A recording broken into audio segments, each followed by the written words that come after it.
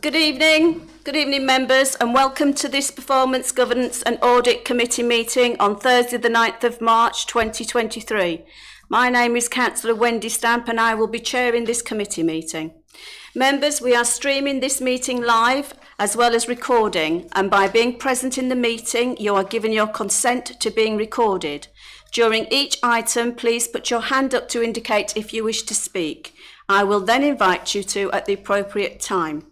Please note that the YouTube live stream sound recording is dependent on the correct use of the microphones. Therefore, can I ask that when invited to speak, you turn on your microphone and turn it off when finished, members, please. Please reference a page and paragraph number when referring to the agenda papers and keep your contributions as clear and concise as possible. Members, can I remind you that if you are late attending the meeting, and nobody is, and we've got a full house, so thank you.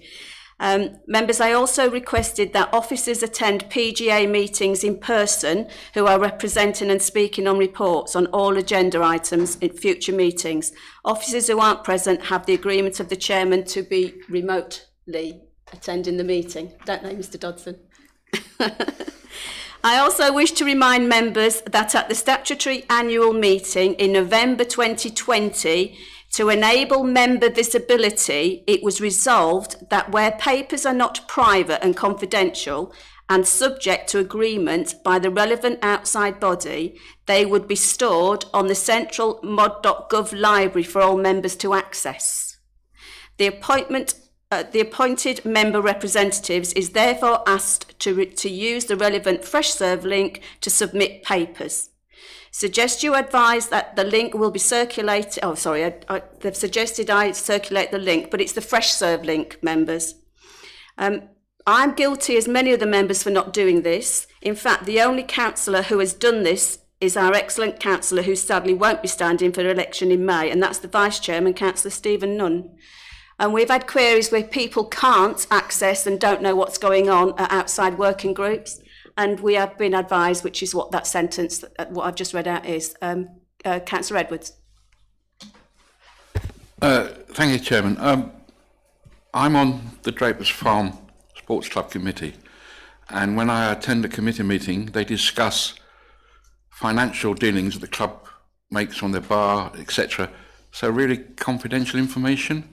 How do I get around that? I would go through Mr. Leslie. I certainly wouldn't put their financial information if it's private and confidential. I wouldn't do that, but you can redact it. You can redact it, yeah. Okay. But check, don't just put it on there. Check with committee services. They will advise you on Mr. Leslie. Thank you. Members, I would like to welcome the officers present in the chamber and the officers operating remotely. I won't go into that because I've covered that with Mr. Dodson. Officers in attendance are Mr. Dodson, sorry, Councillor Stevens. Thank you, Chair. Sorry, just going back to what you were saying about lodging minutes. I have tried to do that because I knew that we needed to do that and it failed. And then an officer told me, you don't need to do that, we do that. So there's something not quite wholly right about that process. Ms Casey, can I have clarity on that? Did you hear what Councillor Stevens says, that she's tried to do it and an officer has turned around and said she doesn't need to do it? Or do you want me to take that after the meeting?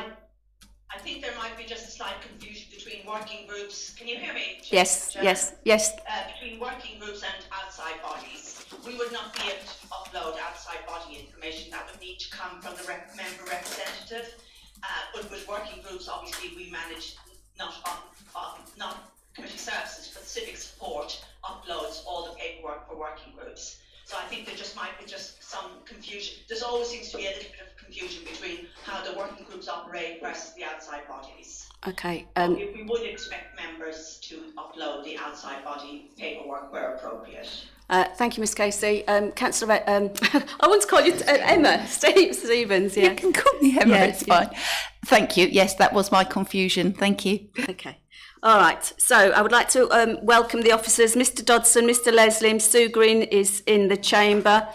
And I think that's it. And Mr. Rubins. Okay. Officers remotely, I'd like to also welcome the clerk, Bernard Casey. Debbie White, is Debbie here? Yeah, Leeds Specialist Procurement, Spencer Clark Community Safety Partnership, Damien Gaylor, Leander Cable, Stephen Butcher and Hannah Wheatley. So, right, moving on. We've done all our welcomes and thank you. Apologies for absence. We don't have any, Bernard, do we? We've got a full house. None received, full house. Thank you, Chair. Excellent. Minutes of the last meeting and matters arising. Hang on, I haven't said it yet, Councillor Fluke. To confirm the minutes of the Performance, Governance and Audit Committee meeting held on the 19th of January 2023, found on pages 5 to 11. Councillor Edwards. Mick Skeens is not in attendance. Oh. Berner, Councillor Skeens is not in attendance. No apologies, but he's not here. Thank you, Councillor Edwards. Yeah, yes, I had noticed he's not in attendance, but apologies. Thank you, I didn't, so my apologies, Councillor Skeens. Councillor Stilts. Thank you, Madam Chair. Just one quick question, and I said didn't have any tonight. Looking at the minutes on page 8, it said the officers will look at events that have been discontinued and determined if the impact on tourism levels and report back outside of the meeting. Did we actually get a report on that outside of the meeting? Bernard, did we? Yes, you did, yes. Is that It was sent on the Matters Arising update email. Both questions around tourism was responded to on that email sent to all members following the meeting. It's a huge amount of documents. So, okay, thank you. Okay, so do I propose those minutes are agreed? Is that agreed by assent? Sorry, can I just come back, because on page 13, I think it is, it speaks to the tourism, but I don't recall seeing anything else coming back from this committee on tourism, what Councillor Stilts is referring to, other than the matters arising from the minutes. That is what it's been referred to, matters arising from the minutes. Well, that says that officers will look at the events that have been discontinued. It doesn't give an outcome, but I think that Ms Casey referred to another document which I'm certainly disadvantaged because I've not seen that. So I know an email was circulated to all members on the 20th of February 2023, with responses to all the matters arising from the last meeting. And two of the penultimate items were around tourism, the issue about officers looking at events that have been discontinued. And the second query on tourism was that there was data through Visit Essex, and when available, this would be circulated outside the meeting or reported in the next quarter. And both of those issues were addressed on that all-member email issued on the 20th of February. If you would like me to re-forward that to all members again, I'm more than happy to do so. But I sent it to you today, Chairman. Yeah, so I've got it. Aware. Thank you, Bernard. Mr Dodson, do you want to come in? I was only going to say a very, very similar thing, really, that the page 13 with the reference to the matters arising, it's a crib sheet to show when it was responded to rather than the information itself, so that members can then look that up separately. I think, Chairman, as a point of reference then, I think rather than just say completion date, it would be most useful if you could say underneath that all-member email, because then perhaps some of us might have looked a little bit harder. And it would certainly direct other members that are looking at this report that's not on this committee. Okay, point taken, but I'd also like to thank the clerk who, yes, I spoke to the clerk this afternoon about, so I could actually read everything again myself to be familiar to it. But I mean, it is the first time, Councillor Fluke remembers, that we've actually started to do this, and the amount of information that has been submitted, what we asked to be submitted, I think needs to be commended. So we'll take that on board, but I actually want to thank Miss Casey for actually producing this and chasing to get the relevant information to come back in good time to this committee. So thank you, Miss Casey. I'd like that minuted, please. Okay, thank you. Okay. So, members, have we got any more queries to the matters arising? I think it's quite straightforward. We're waiting on the information for the pontoon. That's to follow, that's going to come, I think, in a few weeks' time, to have the timeline about the Burnham-on-Crouch pontoon. But everything else, I think, is quite straightforward on there. It's a work in progress. and the clerk is actually monitoring it. So, Bernard, can I put them both together, or do you want the minutes first and then matters arising agreed? I thought we'd already agreed the minutes, or did Oh, I miss okay. something? Because the minutes are not dependent on approving the matters arising. Okay. The minutes are approved in the normal way. Okay, so can we note then matters arising, members, and move on? Yeah. Okay, thank you. Moving on, thank you, Bernard. Declarations of interest. To disclose the existence and nature of any disclosable pecuniary interests, other registrable interests and non-registrable interests relating to items of business on the agenda having regard to paragraph 9 and appendix B of the Code of Conduct for members. Members are reminded that they are also required to disclose any such interest as soon as they become aware, should the need arise, throughout the meeting. Any members? No. Moving on, agenda item 5, public participation. Bernard, do we have any public participation? No, Chairman. Thank you. So, moving on to the items on the agenda for business, members. Internal audit report. We move to agenda item 6, found on pages 15 to 16. And we're going to welcome Mr. Rubins. And I think Mr. Rubins is going to present the report. Mr. Rubins, what we're going to do after you've presented, we're going to go page by page so members can raise any queries page by page. So can we do one report at a time, please? Thank you. Okay, happy to do that. There are a lot of reports, but hopefully it won't take too long. No. So the progress report, firstly, and I'll talk to page 19. So just to set out, there are 4 reports we finalised, one relating to last year, which was the last one outstanding from there, and 3 reports from this year. They're all in your pack. And we have made one change to the plan for this year, which is the workforce management review has been put into next year because the timing doesn't work at the moment because of the work that's being done there.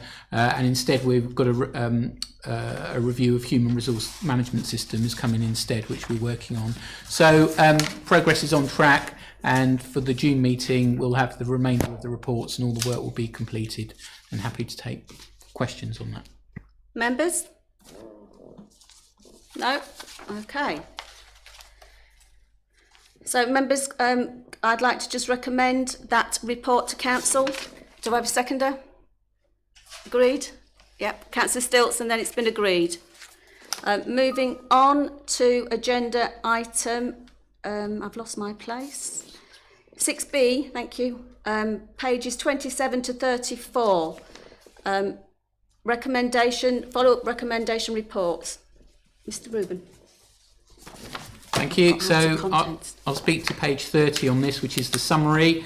You'll see that we have been able to sign off 2 recommendations relating to corporate governance, but there are 5 still outstanding, including 3 on flood management, which, as members may remember, particularly those who've been on this committee some time, they have been outstanding for some time. So we would like to see those closed off as soon as possible. You'll see within the detail there are actions being taken, so it's not that the recommendations are being ignored, but these have been very long standing, so I would like to see them closed off for next time, and happy to take comments or questions. Members? Councillor Stevens, please. Thank you, Chair. A few questions. If I could ask the question and then get the answer, and then I'll go on to the next one, or Yeah. I'll just get really lost. Thank you. Yes. There's mention in here of something called scrutiny training. I've never been offered that. I don't know anything about scrutiny training, so I think that isn't very well publicised. Maybe somebody could comment on that, please. Thank you. Which page number? Oh, apologies. 31. B. Corporate governance B. Is that the one you're referring to? It's page 31. Yeah. Anybody can help? Mr. Dodson? I'm just reading it. Just bear with us 1 second. It is actually on the new working programme for new members, I think. I think it is, Councillor Fluker. You know what Miss Hughes is doing? I believe that is the answer, that it's on the induction training, and that's when that will be introduced for members so that there's an opportunity for members to get that scrutiny training. Councillor Stevens, I'll come to you in a minute, Councillor Flicker. Thank you for that. And then on page 32 and maybe going down onto 33, there are a lot of items assigned to the same officer where the date has been just crossed out and put another one and crossed out and put another one. And I would query, why aren't we reassigning it to somebody else? And how realistic are these dates? What's happening there? How does that keep happening? Thank you. I'll answer that one. Mr Dodson. Thank you. Yes, I mean, clearly there's an issue when that's happened a number of times. And it's an area that through the review of service delivery that's recently been undertaken, it's one of the things that will be looked at as part of that. Obviously, in the meantime, the aim is to get that resolved as quickly as possible, but it was one of those areas that was raised that was a concern and that will be picked up and potentially reassigned within that. Obviously, Mr Holmes isn't here tonight to give the detail, which I'm sure he could, around how exactly he's looking to address that. And I don't know if Mrs Green has got any detail on that, or whether we can answer through Mr Holmes when he's back. Ms Green? I don't have any information on that, I'm afraid, members, this evening. We can certainly undertake to give a response when Mr Holmes is back. Yeah. Next week. Ms Case, can you take a note of that? Because it's a point well made. I think it has been raised before, concerns of slippage and changing of dates, and I think it's a very valid point. Can I just go to Councillor Fluker and I'll come back to you, because it might be relevant to the point you was making. Councillor Fluker. Well, no, I'll give way, because okay. I want to speak to a different point. Okay, right, I did carry think on. we were going through page by page. Well, would but report by report. No, report. Let's go on. I don't mind what order we do it in. We'll just get on with it, shall we? Indeed. There's mention on page 33 of people not attending safeguarding, I prepared for this too long ago, meetings or training or something. I'd like to know how many people didn't attend and why, please. Oh, I don't recall that, have we? Mr Dodson. I've certainly not got that information No, to hand, okay. and it's something we can look at if we are able to provide that. Was Mr Leslie? Yeah, I think I recall from last time it was about having the right people there, and a bit of a refresh was going on to look at the group and make sure that we had the right people there who could make the biggest impact. So I was actually looking to reassign the group, and I think Mr Geller as well spoke around that. So I don't know if there's anything to add, but I think that was around actually having a reset of the group, making sure the right people were at the table, and again there's people who have the biggest impact there, so the group could have a refresh and starting anew. I believe that was the idea, but Mr Geller could perhaps confirm if that Mr was Gaylor? right.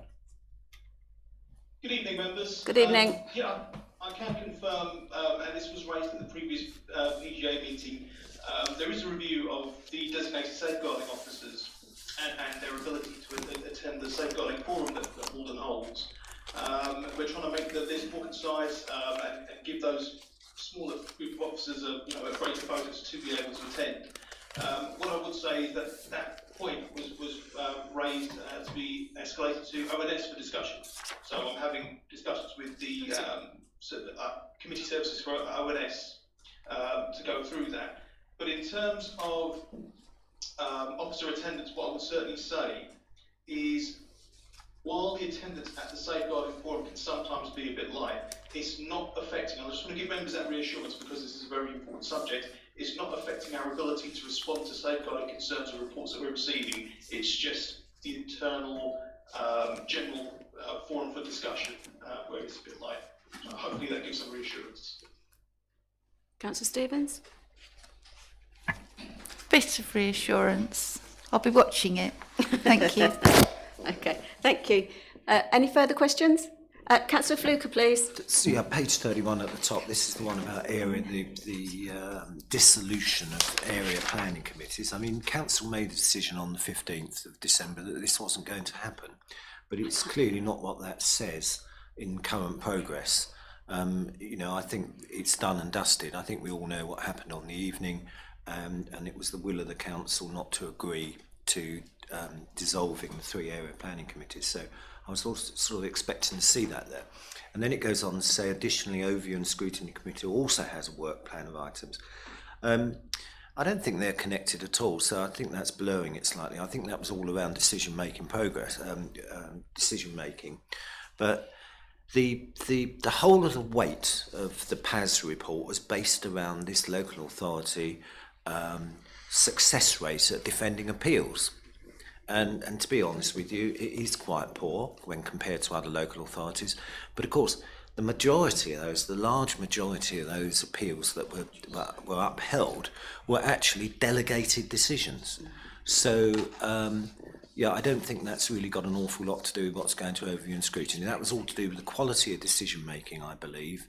But then that was really only one particular item. But the PAS, the gentleman from PAS, you know, he seemed to add a huge amount of weight to the fact that we'd lost so many appeals. But when you actually drilled into it, I think 98% of them were delegated decisions. So I find it a bit odd.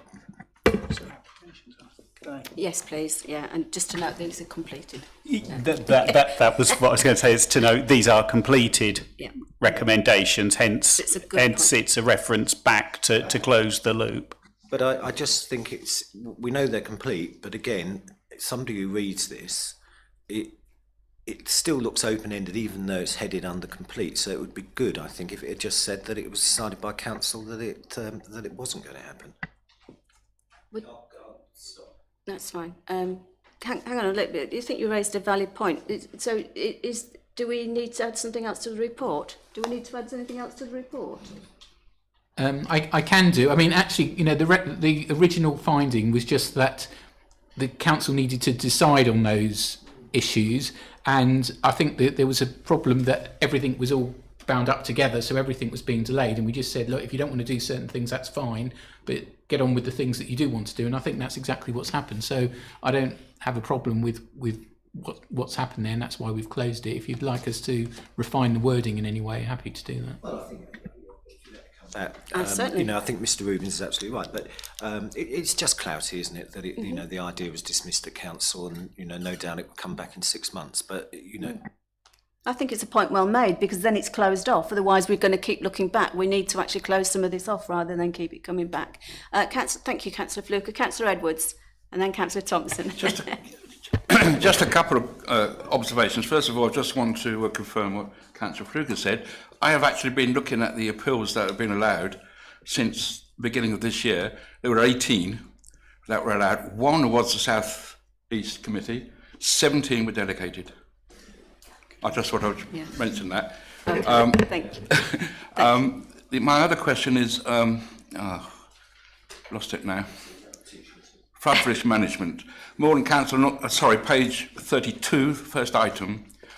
Morden Council not a lead flood authority. I do know that the Environmental Agency are looking at Haybridge as one of the main flood alleviation schemes to be looked into in this county.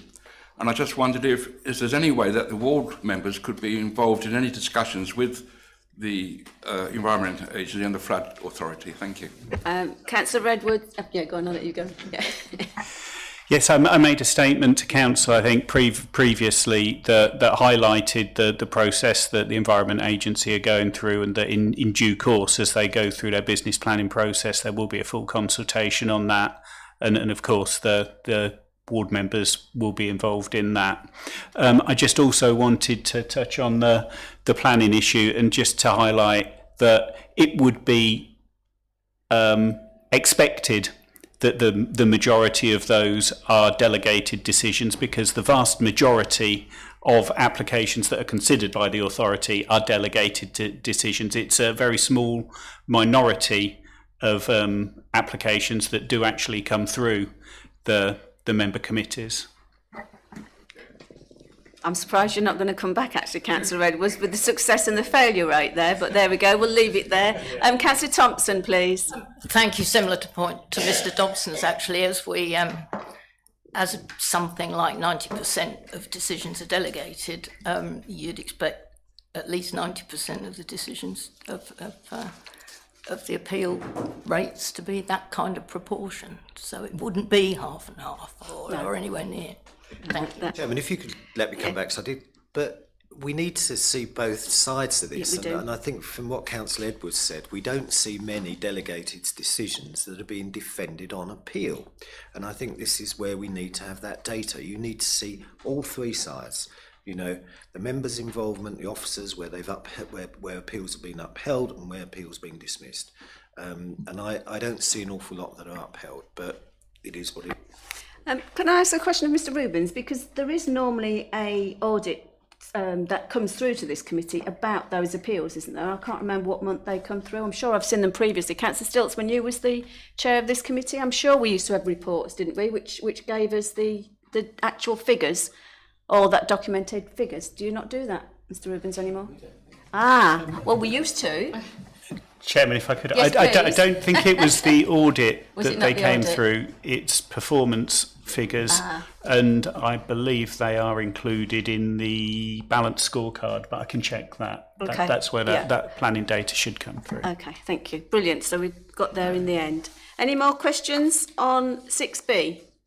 I will go on to 6C and then we'll take the whole of them en masse at the end to do the recommendation.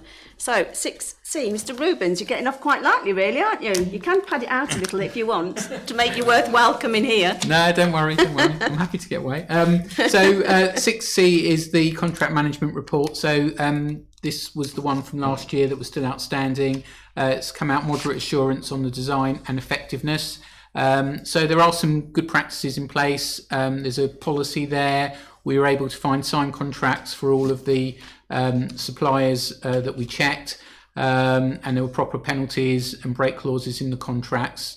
The issues were really around particularly consistency, so that 2 out of the 5 that we tested, there wasn't the evidence there to see that there were regular performance monitoring meetings happening.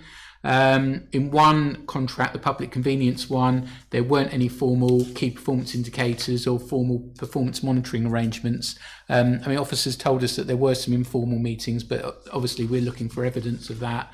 And then on all the contracts, there were no evidence of risk assessments and risk registers, which, according to your contract procedure rules, should be in place for the larger contracts. So those were the main findings, but we've got good management responses on those, which we'll follow up in due course. Okay, I'd like to go to Ms White. Debbie White, would you like to speak on that, please? Because they were medium assurances. So can you actually assure the committee that we are actually as a council adhering to what we should be adhering to now? Because I'm a little bit surprised that those, some of these are long-standing contracts. And when I read them, and they are highlighted in my paperwork, and I think Mr Dodson can see that I was a bit concerned about it. So can you give assurance that we are actually now doing what we should be doing, or if not, we will be? Thank you. Yeah. Good evening, members. Good evening. Yeah, we have put in place a new policy, and obviously we updated the contract procedure rules. There's training sessions. A lot of new documents have been created and guidance around contract management, and we are implementing that as we go and as we put new contracts in place. In terms of some of the contracts that were reviewed, they're going to be renewed shortly anyway. So we will make sure there are stronger KPIs and more monitoring procedures around that. Okay, thank you. Mr Rubens, when would you audit that again, please? Would you be able to tell me and reassure the committee to make sure they are in place and everything? So, looking at the dates, some of them were in March, and I think some of them were in May and June. So we should be able to, for the June meeting, be able to report back on progress on those. Thank you, Bernard. Could you take a note of that for me, please, for the committee? That it'll be reported back in hopefully June. Yes, Chairman. Thank you, members. Any questions? Councillor Stevens. Thank you, Chair. This is going to sound slightly pedantic and nerdy, but it is a genuine question. On page 38, it refers to contracts having penalty clauses. Does it mean that they've got penalty clauses, or should that actually say liquidated damages? Because they're very different. Thank you. Ms White, did you hear what Councillor Stevens said? I didn't, not fully, sorry. Would you want to say it louder, or do you want to? Yeah, so in a contract, if you have a penalty clause, it might say, or if you don't deliver this thing by 10 in the morning, I'll charge you £1 million. Well, it might cost you a bit if they don't deliver it by 10 in the morning, but not £1 million. Whereas liquidated damages, the penalty for not delivering by 10 in the morning would be directly the amount that it costs you, which might be £100.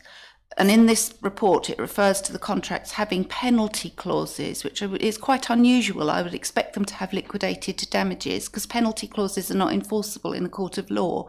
And I just wondered which it meant, please. Thank you. Mr. Leslie, did you want to come in, or you know? I don't know. Okay, thank you. No, Ms. White, do you know that, or do we need to get a response back from Ms. Holmes or somebody? Yeah, we can come back with a response just to clarify, but I will say these contracts are put in place quite some time ago. Okay. So we would be reviewing everything and making sure that everything is compliant and correct as we go forward.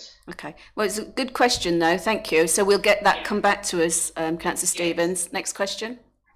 Thank you. On page 47, it talks about contracts that, well, where there isn't a written contract. I'd like to know, are those older contracts that they did have a contract in writing and have now gone beyond their end date and nobody's finalised a renewal? So there are some terms, but we've gone past the end date. Or are they new contracts that we're actually undergoing on a verbal basis, please? Thank you. Are you able to confirm that? Oh, Sorry, Mr. can I? Stevens. Well, I think if you're talking about page 47, that was the terms of reference, and it was a risk that that might not happen, but it hasn't happened in practice. As I said, there were contracts in place. So page 47 is just the risks that we looked at, just to make sure that there were proper arrangements. Okay, so am I hearing that all contracts have got something in writing with a future end date? For the ones that we reviewed, we sample tested. We didn't look at everything. Okay, thank you. I think we can seek reassurance, though, Councillor. I'm dreadful for Emma Stevens. I think we can ask Mr. Holmes when he comes back, can't we? Surely it's his director, isn't it? Well, contracts, Chairman, cover a lot of the council. Chris. So I think with this audit, what's important to point out is that we've asked the internal auditors to review these contracts because we feel that they are significant to the authority, and we wanted to make sure that they were robust, and we quite rightly expected recommendations to come through to help us improve against these contracts. So that's the reason we've chosen these ones, because of the significance to the authority. We want to make sure that they were being managed as best as possible. Obviously, the council has a whole range of contracts. It has a contracts register, which it publishes as well, and managers and centrally the procurement team will monitor those to check for renewals, start date, end dates, and check that there are contracts in place. Now, part of that work is to go through spend as well, and pick up from procurement side of it and actually check that these things are in place. And if they do find areas where there are spend without contracts in place, that's when we will put action to address that and get those contracts put in place. And that's part of the monitoring and checking within the systems. And I don't know if Ms White has anything more to add to sort of the quality control, if you like. Ms White? No, that's correct. It's we're making sure that all contracts are compliant and have a start and end date, and make sure that all the contract monitoring is in place, and we will keep continually reviewing that. Okay, thank you. I think Councillor Stevens is right to raise it, though, because obviously we've only had a sample raised and there are areas that have been highlighted. So it would be nice, I think, and beneficial to the council that at some stage we do get an updated report, whether it be 3 months or 6 months. I don't think that's an unreasonable request. Councillor Stevens and then Councillor Stilts. Thank you for that. Yes, just to put it in context, I mean, if any contract manager in the whole country has got a list of, say, 100 contracts and every single one of them has got an end date in the future, wow, I'd be incredibly impressed. There's normally some contract that you've gone past the end date because stuff went wrong, and that's fine if it's one or two. I'm just trying to gauge whether it's one or two and somebody's on it, or it's half the contracts and nobody's looking at it. It's that level of assurance that I'm looking for, please. We'll Thank you. get something back, don't worry. I'd like to assure you we are on it. Well said. We are definitely on it. Well done. Thank you for the reassurance. Councillor Stilts, please. Thank you. Page 41, and it's Mr Rubin's report. It says, without significant performance arrangements and easily measurable targets, the council is at risk of not adequately monitoring contractors and identifying potential issues within service delivery in a timely manner. Have we actually tightened that up as well? Who's answering that one? Mr Rubins? Mr Leslie? Miss White again, is it you? You're in the hot seat, I'm so sorry. I am. Yes, we are. We've tightened everything up, and as we go forward, we will be making sure there is the correct KPIs, monitoring, and reports, and working with contractors that we engage with. Absolutely, yes. Does that reassure you, Councillor Stilts? Another question? Yeah, I will come back. There's another question, but it's not on this part. And that is, do we actually, especially with the ones that do our public conveniences, do we make sure that we have got safeguarding on those? I would hope so. Yes, we are looking at that. Yes, we're looking at everything. Everything is under review at the moment, and we are putting in place the necessary safeguards and checks. So yes, I'm working with Damien on that as well, just to make sure that that's all included in future contracts as well. Yeah, that's quite important. I think that's one of the areas that, you know, it needs to be really looked at and done as a matter of priority, I would have thought. Mr Leslie, you're trying, I can't see you over there Sorry, very well. I was just going to pick up that as part of the review, because that was part of the audit that came in, the audit recommendations in terms of the safeguarding. So that's a sort of activity that's being picked up. So when that's spoken about, yes, that's part of the following up of recommendations as well around that area. Okay. Any more questions, members? Shall we move on to 6D, the internal audit report safeguarding? Right, Mr Rubins. Okay, so this one not so positive. We've given limited assurance on the design of the controls on this one, moderate on the effectiveness.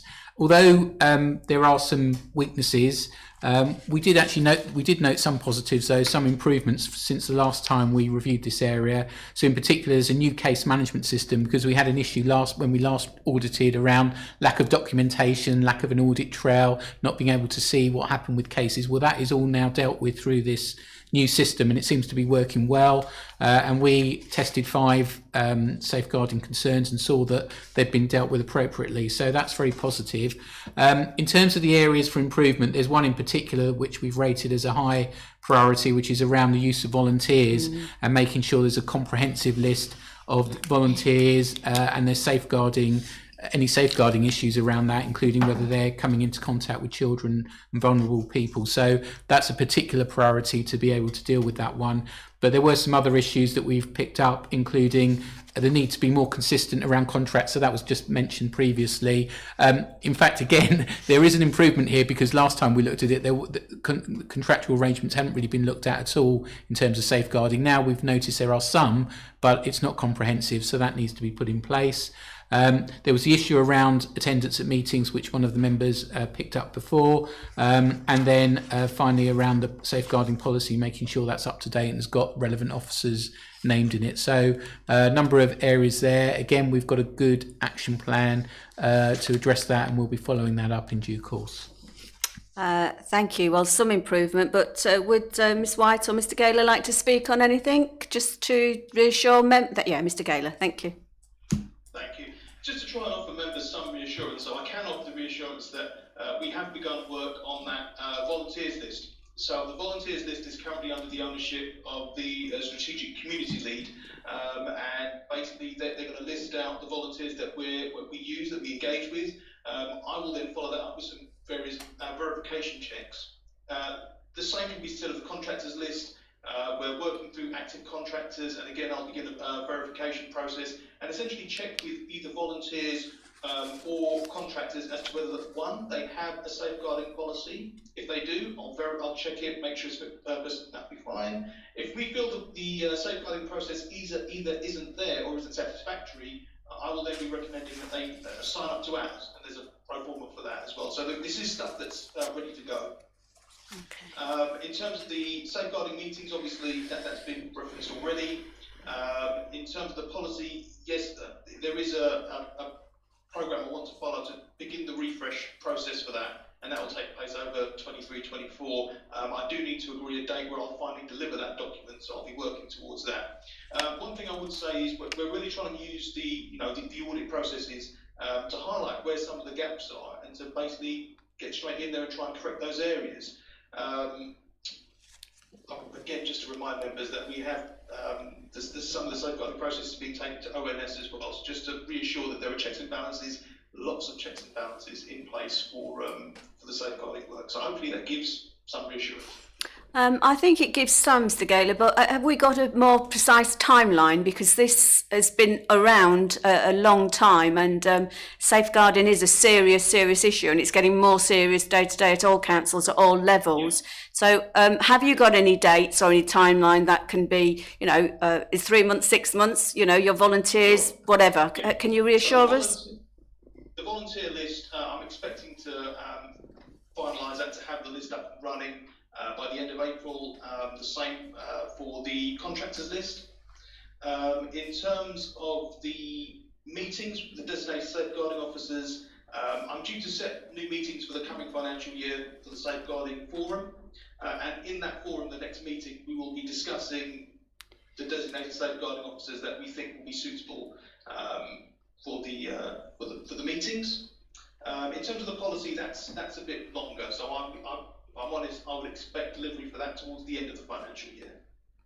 Okay. What about your list? You didn't give me a date for the list. You gave me the first two, and the last two I didn't get a date.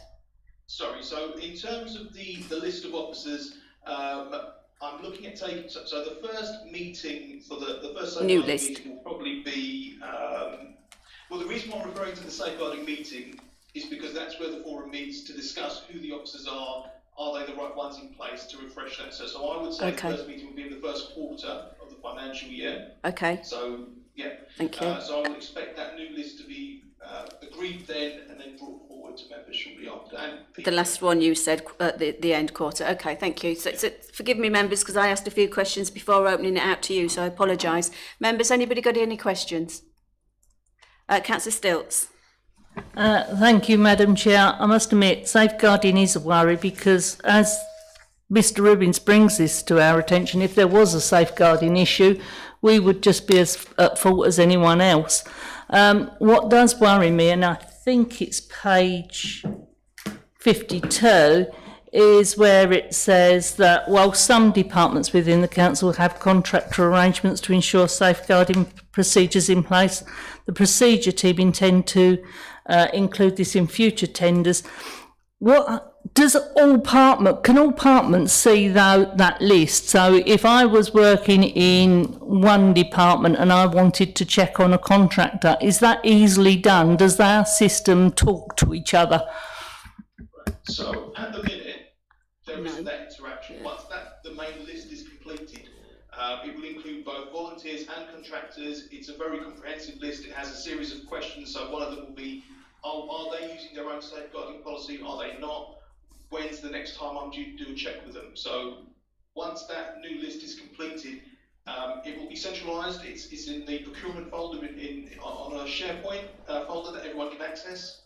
If members want to see it, as far as I'm concerned, there's no personal details on there. It should be something that members can scrutinise at any point. I think we just really wanted the reassurance it was there. Thank you. Is that right, Councillor Stilts? Yeah, okay.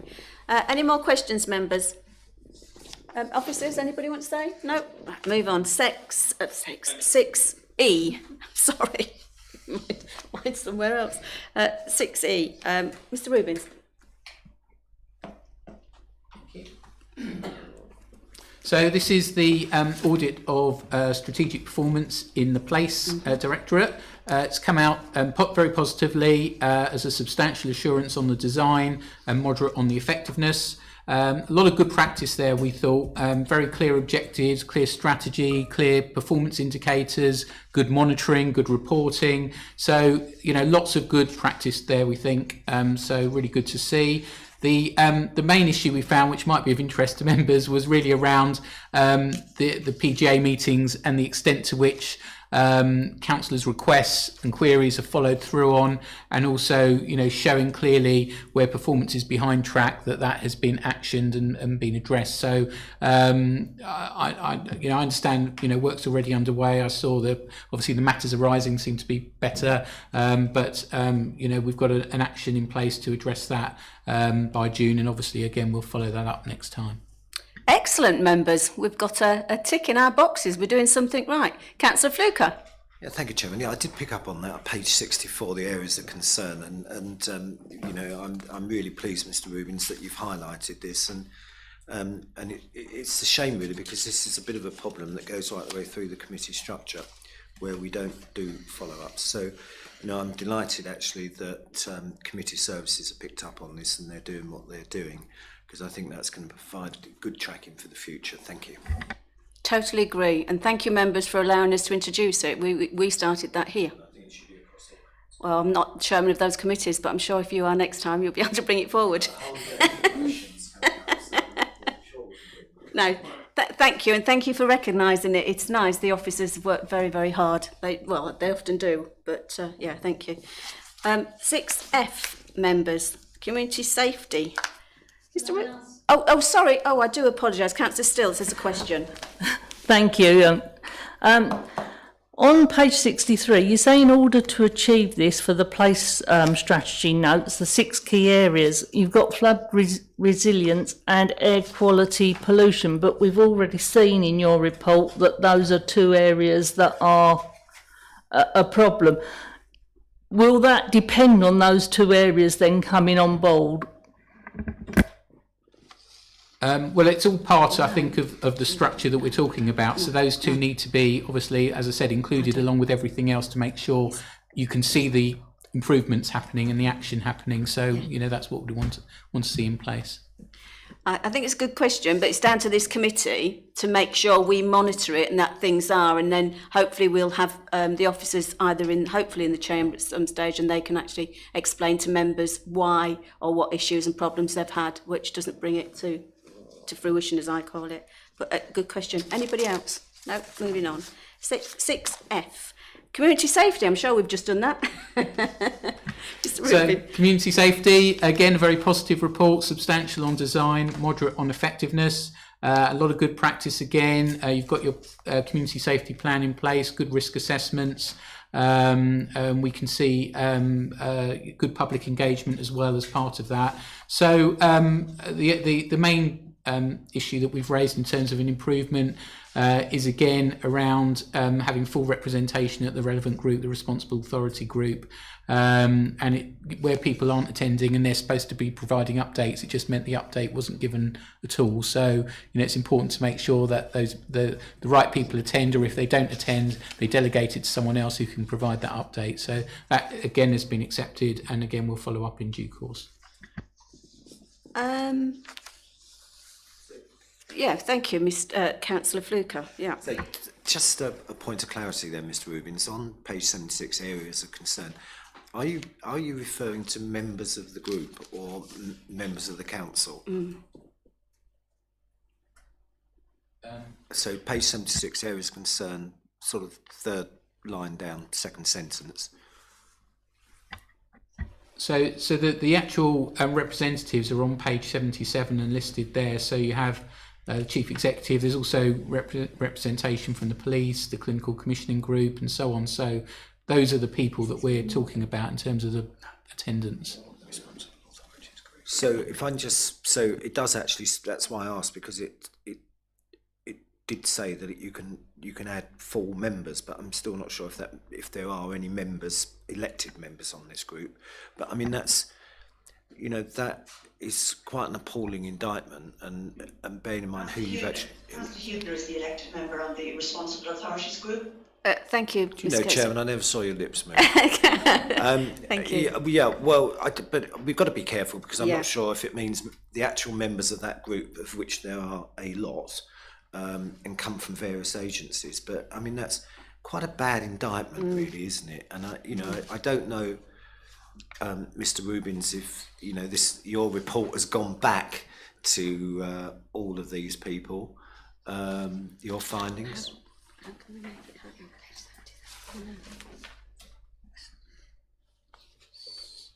It's the members of those groups who's referring to, I think, Mr. Rubins will be able to. Mr. Rubins, yeah. I'd just like to. How can we make sure it happens? Because there's no point in us auditing something we've got no control over if we're failing.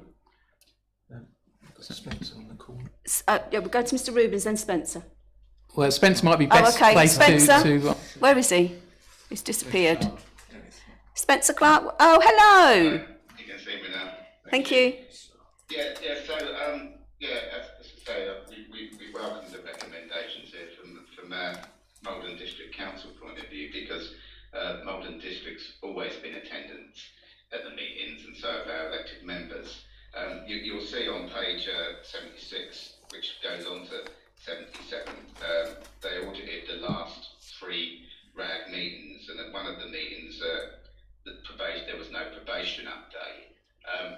And as I explained to the auditor, there's generally some very good reasons for there not being updates or attendance at those meetings. I know probation were going through quite a difficult patch in terms of a major review at the time of their attendance. And likewise with the police, where they haven't attended, it's been because of operational reasons, but still it doesn't mean there hasn't been a full police update, because we always give the performance update for Essex Police and I'll report on their behalf if they don't attend. So as you quite rightly say, it is a little bit out of our power, but they are all statutory members under the Crime and Disorder Act 1998, so they should all attend. And I really, I like this recommendation that if for some reason they can't attend, that they should send a deputy or send a written briefing up in advance, because I think it's only right. So I welcome the recommendation. And what the plan is once we've reviewed this report tonight and it's published, is that the next Responsible Authorities Group meeting, which is 2 weeks today, we'll go through this report and all of the members, all the statutory members of that group will have an opportunity to comment on it. And I think it will give quite a lot of weight for future attendance and future reports going forward. So I welcome the recommendation. Thank you, and I welcome your comments. Actually, it was very honest, and I'm sure Ms. Casey will take notes and come back to this committee following the meeting in 2 weeks' time. That can report to us. Councillor Fleming. Thank you, Chair. Evening, Spencer. I just wanted to ask: is it sort of the sort of notice period that is given? Is that are they sort of set quarterly, or is that the issue, or maybe the time of day that the meeting is held? The meetings are set quarterly, and they're already in place for the whole of this year up until March 2024. So all of those meetings are already in the diary. So I think so everyone has plenty of opportunity in advance to know that the meetings are there, and likewise plenty of opportunity to send a deputy or even a short written briefing note. I mean, but generally I think you'll see that the attendance has been quite good. I mean, the last one reviewed is 8 out of 8 of all of the attendees who should have been there. So so it's always been pretty good attendance. It's always been 75% of those statutory members there at all meetings. Just your standards are too high, Mr. Rubin. Thank you. Any further questions, member? Councillor Thompson and then Councillor Stevens, please. Thank you, and forgive me for not knowing this, but does council actually appoint a substitute or deputy for the elected member, and perhaps we should in the event that Councillor Huebner I think it's a very good point. So I think that's a recommendation. Then something ought to be in place, shouldn't it? Yeah. Ms. Casey, could you actually make a note of that and to see if we could actually change that at statutory annual, can we please? So we can make a recommendation that it is reviewed, Mr. Yes, Chairman, we can certainly look into that. I can't remember if there is a substitute, but Also, to emphasise, I do believe Councillor Hubner has been present at all of the meetings to date while he's been the representative. Brilliant, thank you. Councillor Stevens, then Councillor Fluker. Thank you, Chair. On page 80, there's a mention of a web page that hadn't been updated and was referring to the previous year. I suppose that sort of put me on the alert because within about 10 minutes of reading this, I found 2 other web pages in the same situation. I've raised fresh service tickets for those. But I think as we now come into the new financial year, could we have a bit of an effort to go through all the web pages and make sure that they are referring to the right year? Because I think quite a few of them may not be. Thank you. Thank you. Mr Dodson. Thank you, Chairman. Yes, it is an issue that's been picked up, and a officer working group's been established to look at both the latest information on the website and also to look at how we embed that responsibility across the board to make sure that those are updated in the future as well. Thank you. Councillor Fluker. Well, Chairman, I was just going to, through you, to my friend, the Community Safety Manager, Spencer Clark. It might be the time maybe for this group to look at their own constitution to allow for substitutes, and then that can filter down to the members that are involved throughout the county. I think that makes sense actually, but I think it's quite an interesting one. I presume they'll invite Mr. Rubins along to account for himself. He's more than welcome. Okay. Any more questions, members? If not, we'll move on to 6G. Okay. So, Mr. Rubin. Right. Final one. On the final run. So this is the plan for next year. It's, as usual, it's been discussed and agreed with officers. It reflects your risk register and the key risks that the council has. It will be flexible as always, so during the year if new risks come along, we'll be able to accommodate for that.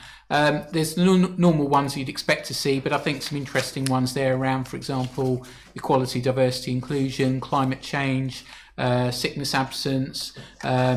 We, as always, will do some work around fraud as well, and something around Section 106 spend and management as well. So I think a good range of topics and audits there, but as always, happy to take on board any comments from members.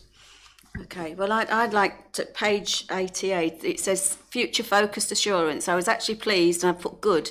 We've been trying, I think, since, who was the really nice councillor who was the vice chair of this committee who resigned, Carl Jarvis. When we was on this committee right at the very beginning of this administration, we actually said about trying to do something proactively rather than reactively, and looking at that looks as though that's what you're actually trying to do, so I'd like to congratulate you on that. I'm going to shut up and let members speak because I've got a few questions I want to raise, but I'd like the members to speak before me. So members, have you got any questions? Councillor Stevens. Thank you, Chair. Risk 33, lack of temporary accommodation and social housing to cope with demand. It's a 4, likelihood of 4 and an impact of 4. I would say this isn't really a risk, it's an issue. So I'm quite surprised to see it in the bottom right-hand corner. And I just wonder if somebody could explain that more to me, please. Thank you very much. Mr. Leslie. Yep. So what the report draws on is risks from our risk register in order to inform it. So that's what it's pulled on. So the report isn't about our risk register. Obviously, we have different ones about that side of it. But indeed, what it looks at is the consequence of that as we go through the risk register, how these things appear. So look at the consequence of it, what are the impact of it happening, and what are the likelihood of it happening. And obviously, we know that there's increased pressures around homelessness because of the reasons at the moment. And therefore the likelihood is higher, and obviously the consequence to the community and the individuals as well as the council is on there. So that's how the risks have been put on the risk register for that side. Councillor Stevens again, please. Thank you. I'm not entirely sure I understand that. So if we've got a family who's had to be housed in Peterborough because there wasn't any accommodation here, which we have, well, that is a lack of temporary accommodation and social housing to cope with demand. And that's not an isolated case. I mean, going to Peterborough is, but constantly, I'm on the Strategic Housing Board, and every time I get a list of what's available for people this week to look at through the gateway for home choice, there's almost nothing. Really, maybe 5 properties in the whole district, and once or twice there were no properties in the whole district. It doesn't seem to me to be a low risk. Excuse me, it's shown as a high risk. Yeah, but it's a 4, not a 5. And it's showing a likelihood of 4, but actually it's happening. So it's not just nearly there, it's right up there. And an impact of 4, well, if you're suddenly being shipped off to Peterborough, that's not an impact of 4. I've not got the detail in front of me, but a 4 out of 4 is a very high corporate risk. A level 5 would be potential failure of the council corporately. So 4 is a very high operational risk. Mr. Leslie might be able to add something to that, but that they are really high corporate risks in terms of how that's presented there. Councillor Fleming, please. I was just going to point out that this is the plan going forward. It's not the actual risk register. Councillor Stilts, then Councillor Fluker, please. Thank you. Page 91, R4 and R10, failure to influence community safety. We've got nothing by that for 23-24 or 23-26. Are we not going to be looking at those until after 26 or?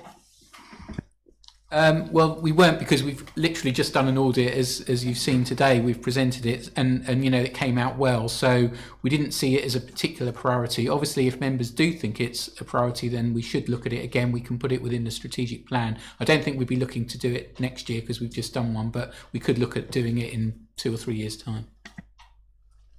Councillor Stilts again, yeah, of course. Yeah, just to come back on that, I mean, you've got also the failure to develop jobs to support the growing population.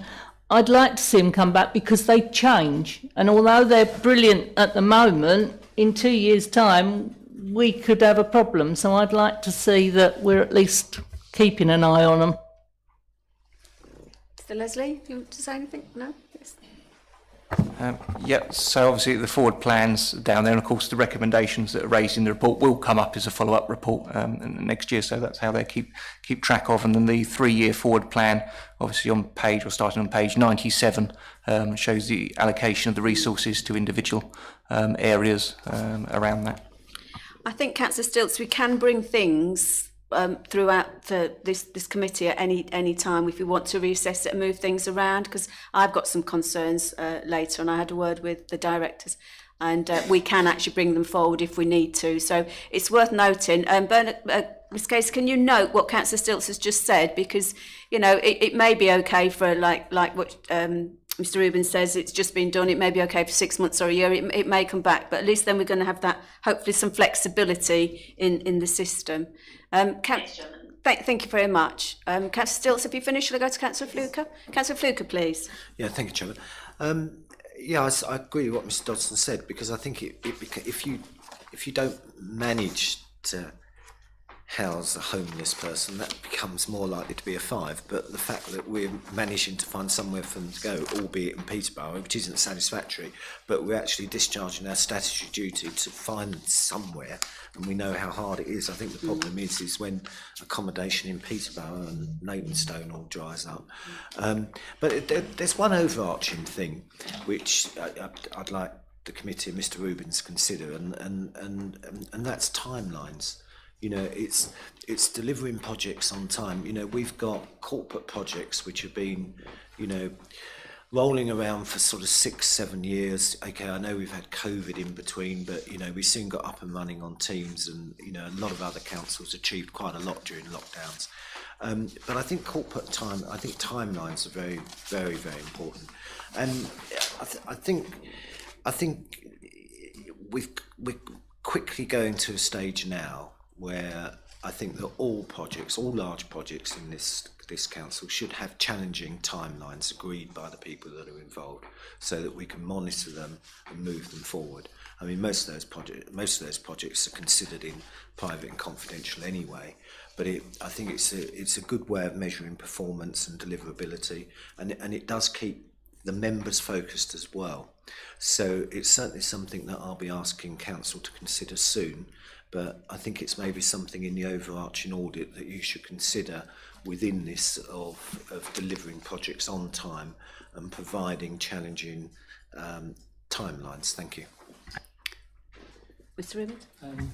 Yes, and within the strategic plan, we've got an audit for 24-25 on capital and commercial project management. So that would look at precisely that point about are proper timelines set, how are they monitored, how are they delivered. I mean, it may be because if this is a particular interest, we can bring that slightly forward and maybe do it in Q1 of 24-25 and do it slightly earlier. But certainly happy to, take that one on board. Chairman, if you let me come back, I think, Mr. Rubins, if you, by virtue of Section 100A of the Act, you're disadvantaged. But, we do have a lot of very, very big corporate projects in the background, and we really need to get focused on those. And, I would like to think that come 24-25, some of them will be dealt with. But as I said, some have been dragging on now for sort of 6-7 years. So, I know you've only got a certain amount of capacity within your audit, but I do think that is something that we should consider, making sure that we've got challenging timelines to bring forward these projects. Thank you. Well, I'm happy to pick up with Mr. Leslie outside this meeting. We can talk about the audits and whether it is worthwhile shuffling things around and bringing that one forward. Thank you, because that's actually on my list here. That's been highlighted. So thank you, Councillor Fluker. I think it does need to come forward. If it is going to be in 24-25, that's fair enough, but Q1 definitely. Some of these projects, they need to come to fruition, or as far as I'm concerned, they need to be scrapped, and you're looking at the ones that are going to come forward. Sorry, it might be a bit bold, but that's the decisions you have to take when you've got financial difficulties and challenges within a council. Anybody else? Councillor Stevens, please. Thank you, Chair. So I'm trying to take on board what you said about the homelessness and lack of housing as being in the scheme of things, corporately of 4 or whatever. So, okay. So now I'm looking down at risk 11, failure to protect personal or commercially sensitive data. Given that I think some of the fines are they might be unlimited, that would be quite a big corporate impact if we were to get stung by that. And I'm just trying to understand how some things end up being a 4 or a 3 or a 5, and maybe I'm just not understanding the criteria there. Thank you.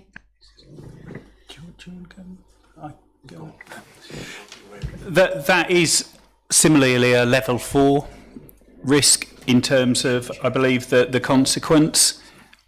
It's the likelihood that is lower. So in terms of the risk, the mitigations that have been put in place have put that it's less likely to happen, but it's still risk 11, I believe, impact 4, recognising the scale of impact if that actually did happen, but also recognising the measures that are in place to prevent it, hence the likelihood is a 3. Councillor Stevens, Mr. Leslie is going to hopefully assist with you. Go on. Yes, sorry, it's probably not assisting. I think you are. I think that this report is really about the internal audit plan. The internal audit plan is based on the risk register.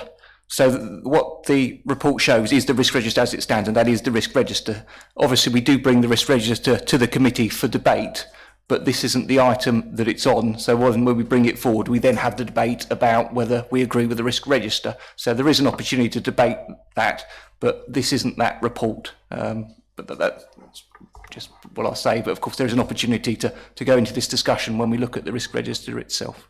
But you're more than welcome to raise anything you want at this committee. So anyway, carry on. Okay, so thank you. Point taken. I think really what I'm saying is that given that the fines are unlimited, if we had £1 billion fine, it would wipe us out. I think corporately that's quite an impact. That's what I'm saying. Thank you. Okay. Councillor Stilts, please. Thank you. Page 95, management of S106 funds. We've got it down to be reported on Q4. Does it have to be reported Q4? Can it be reported more often or brought back another time? Mr. Ribbons, I think that's a really good point, because we are constantly talking about Section 106 and the failure for it to be delivered. So could it be more frequent? I don't know about more frequent, but I mean, again, we can talk to, again, I can have a word with Mr. Leslie about the timing of that particular audit, and again, can we do it earlier rather than later? I'm always happy to take on board those sort of comments. I think it's a very good point. Thank you.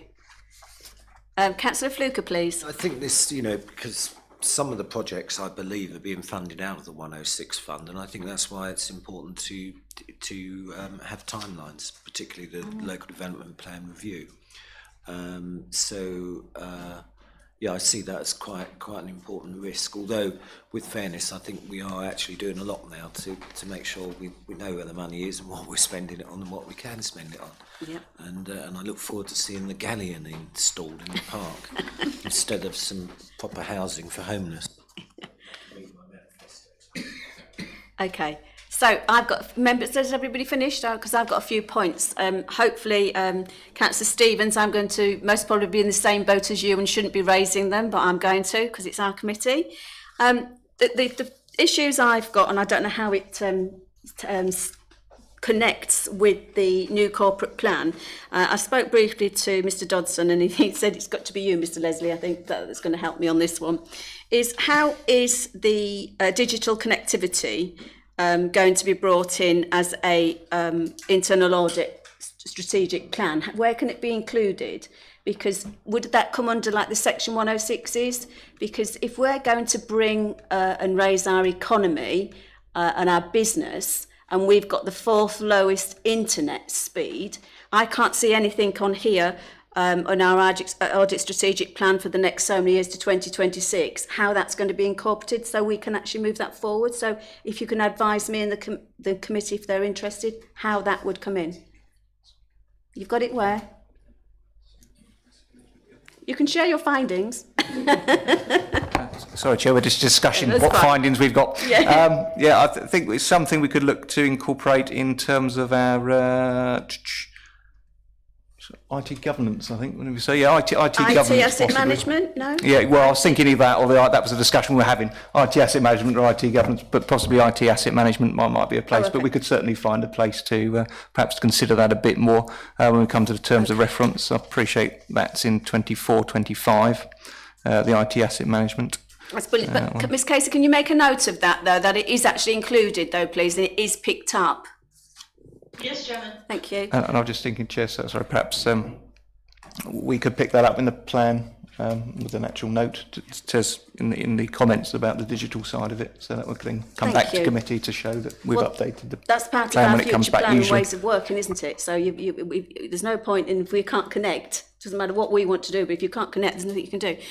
Next one, members, if you'll just allow me. I've just sort of put, taken into the resource constraints in our new corporate plan, I think we need tighter controls with our budget and performance management, but it seems to have been taken off this list, or I think it was finished, was it in 22-23, but I don't think that we've got enough in our plan here that is going to address or help us audit the problems that we are most probably going to experience in the future, like any council is our finances.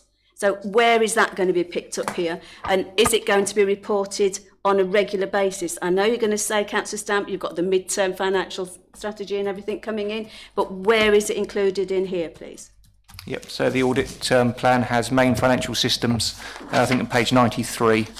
Hang on, bear with me, sorry. Thank you.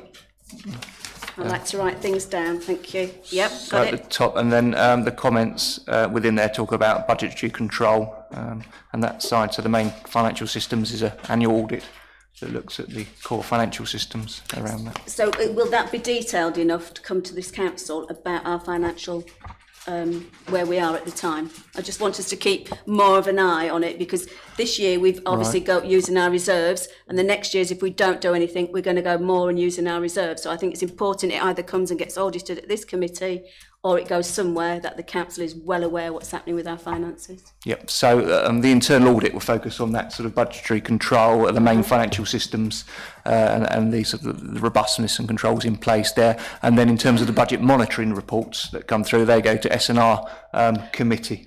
Oh, okay. All right. So I'm on the wrong committee there, but as long as it is going to be picked up somewhere, I think it's vital. Thank you for that. And I think that's all, members. Has anybody else got any follow-up to do on anything? No? Okay. Thank you, Mr. Rubins. You got off quite lightly. Okay, members, just bear with me till I get my papers in order. So 109. Where is it? Thank you. Oh, bear with me, members. I've got to read it out. I've lost my bit of paper. So the recommendations are, members, little one, that the terms of reference for the Performance, Governance and Audit Committee Working Group. Oh, no, that's the next item agenda. Okay, sorry. Members, can we agree on block agenda item 6? Sorry. All agreed, and I'd like to thank you all for your participation. It was a very, very good session. So now, number 7. Thank you, Chair. Thank you. Chair, whatever. Moving on, agenda item 7, members, so we don't get distracted. The purpose of this report is to establish a working group of the committee for detailed review work. The recommendations are that the terms of reference for the Performance, Governance and Audit Committee Working Group are approved at Appendix A, and little 2, that members appoint 5 committee members to sit on the working group for the remainder of the municipal year. Councillor Keys. Perhaps it's me, but why are we discussing this? Well, at the most, there will possibly be one meeting, because none of us know we're going to be here. Or even I may be sitting amongst people who are not even, well, I know certainly one person that's not standing. Yeah. It just seems ridiculous. The question was raised and about the, but we may need that meeting, and we do need that meeting. So, sorry? So I'm afraid we are going to form the group because we do need to meet. No, it was questioned. I totally agree. But we will be meeting. A working group can meet very quickly, and it's going to meet very quickly. Councillor Stilts, you're not going to propose from there, are you? No, I was actually going to say that we were trying to set up a working group for many years. So I recommend that we go forward. Good. Okay. So let's move on then. So I'd like to recommend from the chair, myself, Councillor Fleming, Councillor Fluker, Councillor Stilts. How many is that? 4. And one more. Who else would like to be on it? Councillor Stevens? Don't all shout at once. Councillor Thompson? Sorry, Chairman. I'm certainly not elbowing anyone out of the way, but I'm willing to do it if you're short of one. So that's agreed, members. You've made a note? Yes. Yep, okay. So, thank you. Moving on, agenda item number 8 is the purpose of the report to consider a request from North Fambridge Parish Council for a review of the electoral arrangements in terms of the size of its membership. The recommendation, members, that the request of North Fambridge Parish Council to instigate a community governance review to be agreed. I propose from the chair. Do I have a seconder? Okay, well, I'll wait for the seconder. Councillor Fleming, seconded. Councillor Fluker, please.